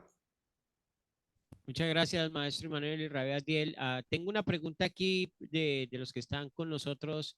Janet, por favor, ¿nos puedes hacer la pregunta? Shalom a todos. Mi pregunta es acerca de Lucas 8:26. Lucas 8:26. Sí, conocemos la historia del, bueno, la Reina Valera le pone el título endemoniado gadareno. Entiendo perfectamente acerca de la mala inclinación, la Yetzer Hara que uno pues tiene y la influencia. Y mi pregunta es, ¿existe la posesión? Uno puede no tener control de uno mismo y le llaman endemoniado. Existe la liberación, que pues según los escritos aquí, o tal vez mal interpretados o mal traducidos, dice que aquí el Mesías lo liberó y le echó los espíritus a los cerdos. Entonces quiero más o menos como estar clara en ese aspecto que todavía tengo dudas. Rabdiel. Sí, es un interesante texto que ha causado varias polémicas, o sea, discusiones, porque interesante es que no se sabe si es realmente una especie de Agadá o qué tanto de real tiene o qué tanto no, porque evidentemente menciona zonas geográficas y da, o sea, el texto hace bastantes descripciones gráficas, lo cual parece indicar que fue un evento en realidad, pero no olvidemos que la Agadá, perdone, que la Agadá también hace uso de descripciones geográficas y de las personas y demás, y tal parece que el cuento es real, pero no es real. Así que lo que voy a vertir aquí simplemente es mi opinión. No olvidemos, este es un texto de hace 2000 años, no estuvimos allí y no sabemos cuál es la intención de los autores originales de los textos. Pero evidentemente es algo que se transmitió oralmente y quedó así registrado. La posibilidad de que sea una historia, una ágata, con el fin de transmitir una enseñanza espiritual, se debe a que Gadara, en Gadara en realidad no existen, ¿cómo se dice?, barrancos. O sea, topográficamente no coordina la idea, la narrativa con el contexto geográfico. También que en Gadara surgió el movimiento o la filosofía, la sátira. Por primera vez, un griego fue el que lo inventó justamente, le llamaban, no me recuerdo su nombre, pero su epíteto era el gadareno, el de Gadara. Así que puede ser que sea una especie de sátira en contra del gobierno romano. O sea, que el que se posee, la fuerza del mal, quien la posee es Roma, y caen al agua, caen al vacío.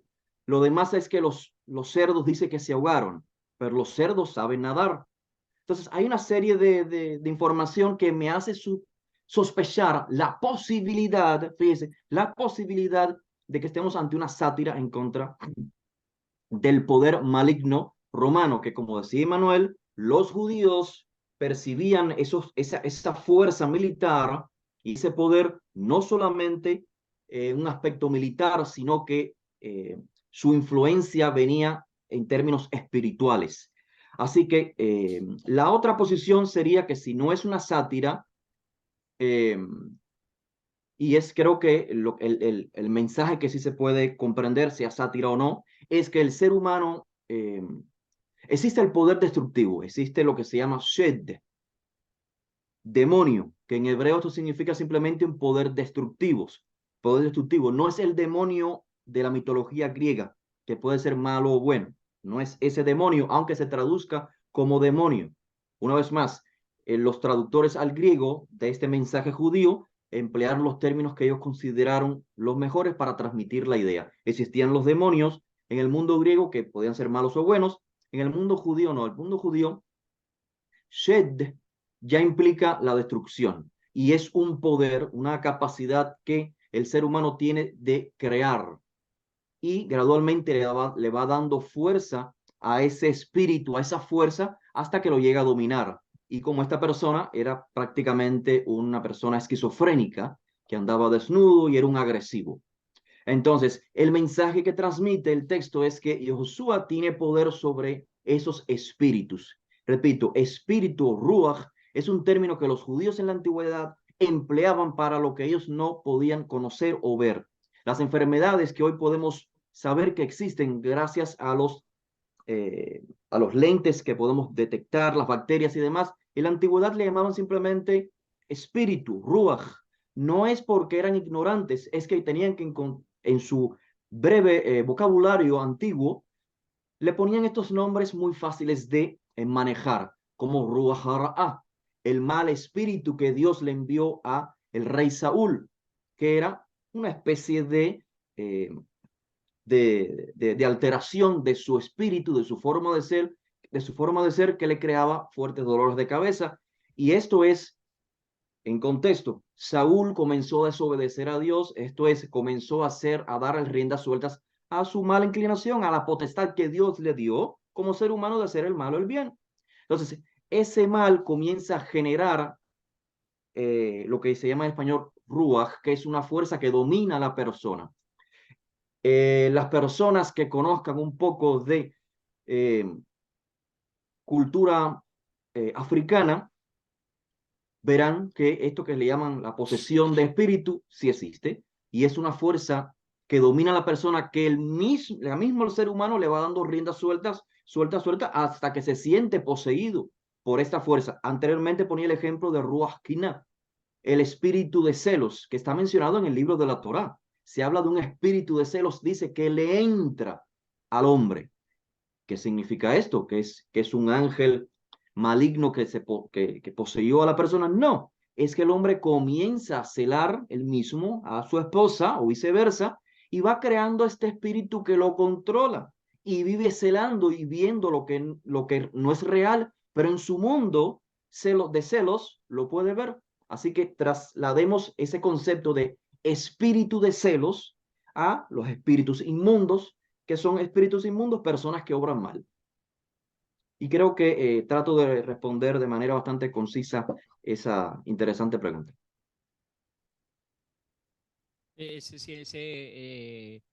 Maestro Immanuel, perdón, no tengo aquí. Sí, quisiera agregar que cualquiera de las dos interpretaciones que da Rab se alejan muy de lo que se interpreta generalmente en el mundo occidental sobre estos textos. Y coincido con él, por ejemplo, el término legión no es un término que usaran los judíos, los legionarios eran los romanos. Que hubiesen cerdos puede ser de forma literal, cerdos en la tierra de Israel, o personas que se les categorizara bajo esta forma de llamarlos, como decía el mismo libro de Mateo, cerdos a alguien que se aleja de la Torá. Entonces la Javera preguntaba, ¿existen las posesiones? Sí, cuando el mal toma poder de mí porque yo le dejé entrar al mal. Y como decía Rabí Adiel, ese mal comienza a generar en la persona unas actitudes que la apresan y la hace de forma incluso involuntaria. ¿Por qué? Porque le ha dado rienda suelta al mal proceder. ¿Existe la liberación? También existe la liberación del mal proceder. Así como dice, llamará su nombre Yoshua, porque él liberará a mi pueblo su iniquidad. O sea, cuando nos alejamos del mal camino, del mal proceder, de la violación de la Torá, y nos conectamos a la Torá, nos liberamos de todo esto, Rujota Teniot, todos los espíritus inmundos que son las características negativas del hombre. Las dos lecturas que se le haga desde un punto de vista agádico, midrashico, van a arrojar sencillamente una interpretación opuesta a lo que generalmente se enseña, ¿ok?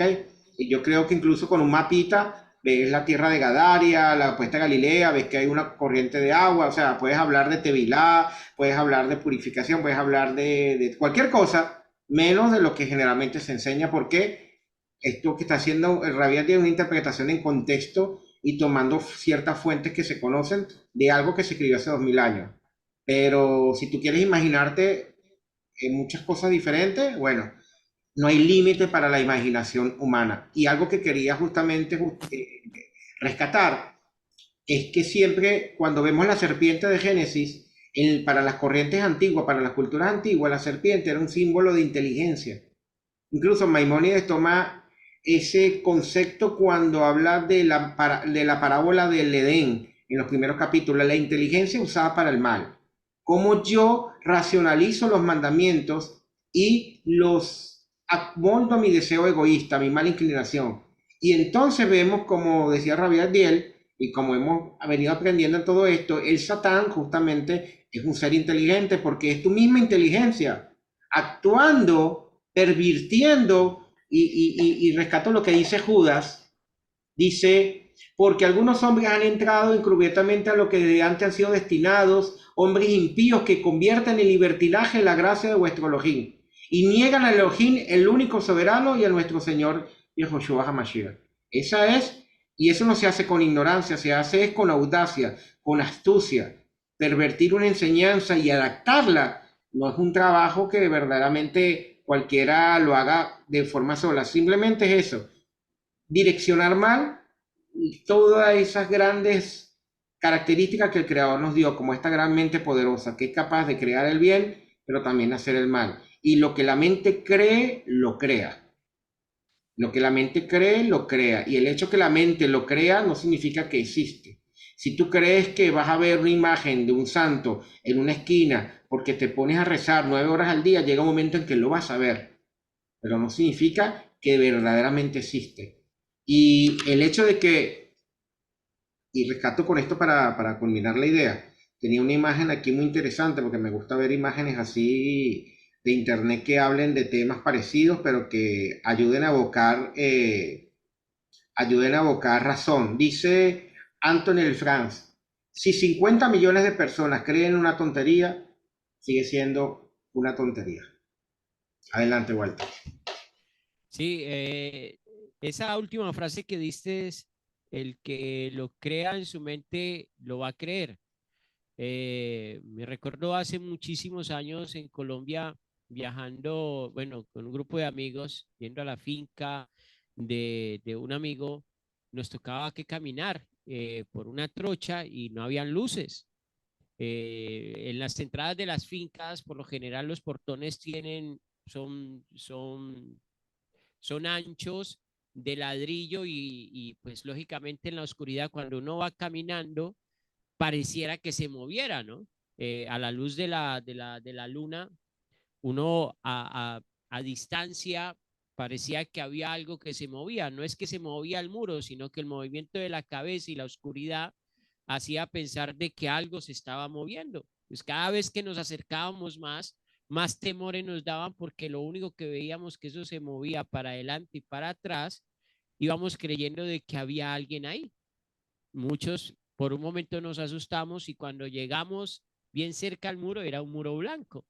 Entonces a eso ya que el maestro Manuel le está diciendo, el que lo crea, el que Lo lo cree, cree, lo crea. lo va a querer, el que lo crea, lo va a creer. Y entonces, pues lógicamente, así se comienzan a formatear pensamientos en la cabeza y a creer en ciertas ideas que muy posiblemente, bueno, muy posiblemente no, van a ser falacias o van a ser mentiras. ¿Alguna otra pregunta aquí para ir cerrando ya? No tengo tampoco más preguntas en el YouTube. Quiero finalizar nuevamente con una gratitud inmensa al cielo por el Rabdiel que tomó de su tiempo estar con nosotros. Esperamos que la próxima ocasión no tengamos tanto problema con el audio, con el internet, pero esto está siendo grabado y va a ser reenviado nuevamente para que usted lo escuche un poco mejor. Si usted tiene alguna pregunta acerca del tema, nos lo manda por ahí mismo por YouTube y vamos a estar atentos a sus preguntas para respondérselas. Tanto le enviaré también las preguntas al maestro Emanuel y al Rayad Diel, por si ellos quieren mandar alguna nota, escribirla, se las pondremos a usted bajo el nombre del que la esté mandando. De lo demás, muy agradecido con el cielo, con el Todopoderoso por darnos esta oportunidad, este segundo programa de Hablemos de Torah. No quiero terminar para recordarles la página nasratin.com, donde pueden encontrar el Sidor Tefilot, donde pueden encontrar Hechos de los Emisarios, donde pueden encontrar también Crónicas de Yehoshua y La Puerta Estrecha del Rabbi Diel Benovet de Nasratin. Radiel, si quieres unas últimas palabras para despedirte, por favor. ¿Cómo no? Antes de agradecerles, pues solo decirles que de mi parte siempre creo que quedo corto en el sentido de que este no es un estudio y de hecho estoy contento de que no fue un estudio, que fue una conversación y por lo tanto quería decirle a la audiencia, bueno, sobre todo a la Kehilá, que usted lidera, pero también a aquellos que van a ver luego en diferido este vídeo, que no pretendemos con esta corta charla, o no tan corta, no pretendemos haber respondido todas las preguntas. Sé que quedan muchas incógnitas, de hecho, quizás surgieron más de las que ya habían en vuestras mentes, y el punto es que el hecho de que le surjan más incógnitas no significa que lo que hemos expuesto esté errado. No, significa que hay que estudiar más. Entonces, no se quede solamente tampoco con lo que hemos expresado acá, continúe estudiando. De hecho, no podemos hablar de Belial, ¿cierto?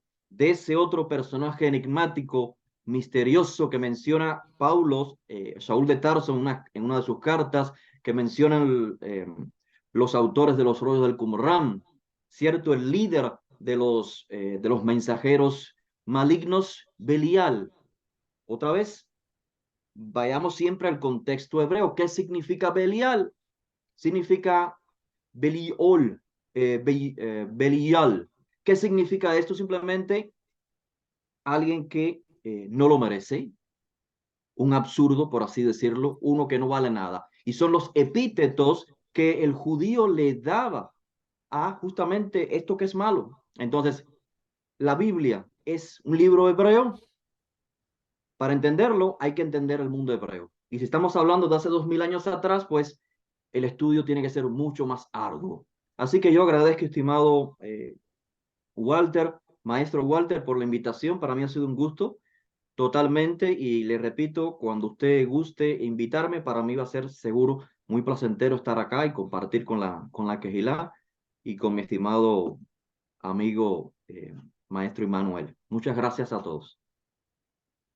Gracias, Rabbi Adiel. Sí, también se queda en el aire la figura de Samael, también se Mm. queda esa figura mítica también de Samael. Azaz. Y creo que, como bien dice el Rabí, el tema se nos pone corto, pero sí, muy posiblemente podríamos ir arreglando para una segunda parte de este fabuloso tema. Dejo al maestro Immanuel, por favor, con unas últimas palabras, maestro Immanuel. No, bueno, en el mismo orden de ideas de Rap, la duda es buena, investiguen, escudriñen, no se queden con lo que ya saben y siempre pregúntense la perspectiva, el contexto, el autor, para que de esa manera se puedan acercar un poco más al verdadero mensaje que los textos les quieren transmitir. De mi parte, muchas gracias, Walter, por la invitación, maestro Walter. Es un honor compartir aquí con el Rabbi Agdiel y verdaderamente agradezco que esta charla se haya dado y también estamos abiertos a cualquier otra charla que podamos dar. Lo importante es eso, dar una perspectiva, dar nuestra opinión y ustedes son los jueces. Ustedes investiguen, verifiquen, escudriñen, analicen y recuerden que nadie les puede quitar ese derecho de poner en duda lo que creen saber. Dudar no es malo, la duda es buena si la duda te lleva a investigar más, si te lleva a plantearte preguntas para buscarle respuestas.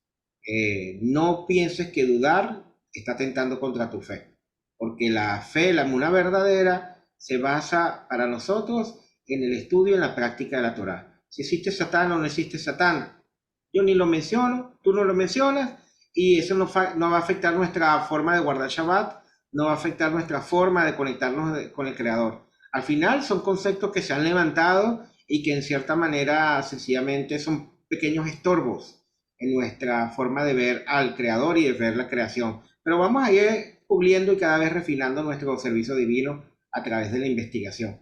Estamos en la época de las telecomunicaciones y todas esas herramientas que están aquí las pueden investigar. Y les invito a entrar en narratim.com, en el Facebook oficial. Allí también hay temas que se han tocado de una forma muy técnica por parte de Rabbi Agdiel, que les puede dar apoyo para este tipo de investigaciones. Muchas gracias. Shalom Lejulam. Bueno, shalom a todos. Espero, comparto el mismo sentimiento del Rabbi Adiel y el More Immanuel. El deseo de esta comunidad no es debatir con la palabra, es tener estas charlas para que usted se haga preguntas y usted le pide al cielo, le pide al Todopoderoso que le dé las respuestas para que usted siga un camino seguro, no con debilidades, no con inseguridades, sino para que usted tenga una fe genuina, una emuná genuina. Ese es el deseo de esta comunidad y lo pongo como énfasis porque eso es lo que queremos transmitir. Queremos transmitir confianza, pero que a la misma vez como estudiantes de la Torá podamos cuestionarnos. Si no nos preguntamos, si no cuestionamos la Biblia, va a ser muy difícil que podamos comprender las profundidades de ella misma. Pues quien les habla, el maestro Walter de la Quejilá en su presencia, en este segundo programa Hablemos de Torá. Espero que el Eterno los bendiga y los guarde y que el Eterno haga resplandecer su rostro sobre sus vidas, trayéndole mucho shalom. Nos vemos la próxima. Shalom.